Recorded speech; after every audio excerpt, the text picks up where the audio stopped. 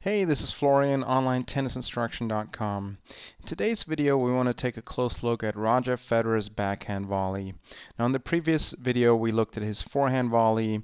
If you didn't watch that video yet, I would recommend you watch that one first. Now, Roger, of course, has a solid backhand volley. However, it is his slightly weaker side at the net. His forehand volley is more stable due to a few technical factors that we'll take a close look at here in a second.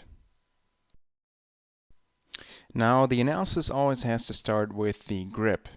I believe from these videos, even though it is almost impossible to say exactly, that Roger keeps the same grip that he has on the forehand volley, which I believe is with the index knuckle on bevel 2.5. Now, this kind of a grip is going to naturally open up the racket face a lot more on the backhand side than it does on the forehand side. And the result of that is that Roger is going to swing downward more, and he's not going to come into contact on a relatively straight line with a relatively straight racket face, which is what he does on the forehand side. Now let's take a look at what happens here. Out of the split step, Roger turns the upper body and gets the racket in position, very similar to the forehand side. However, here we see a big difference. The strings of Roger's racket are now pointing upward a lot more than on the forehand side. They're still pointing towards the target on the other side, but they're pointing upward a lot more. And this open racket face forces Roger to swing down a lot and essentially put more backspin on this shot compared to the forehand volley. Now towards contact, Roger needs to close the racket face again a little more to make sure that it is relatively flat at contact.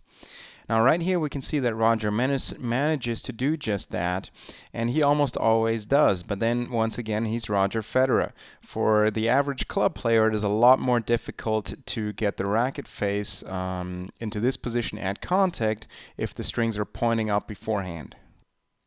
We can also see that the movement here is slightly left to right, so there's a bit of side spin on the ball, but this side spin is definitely not something you want to try to develop. This is just a result of the swing path that Roger has here on the backhand volley.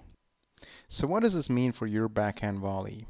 I would like you to focus on trying to get the racket face pointing towards the target at the end of the backswing so that you can then just move straight forward. So make sure the racket face is not too open, and then you can go forward on a relatively straight line instead of swinging left to right. This will simply make it easier for you to get the racket face correct at contact, which is something that Roger Federer gets pretty much all the time here, even though there's a minimal technical inefficiency in his swing. Thank you for watching this video. To watch all of our free videos, make sure that you subscribe to our YouTube channel below.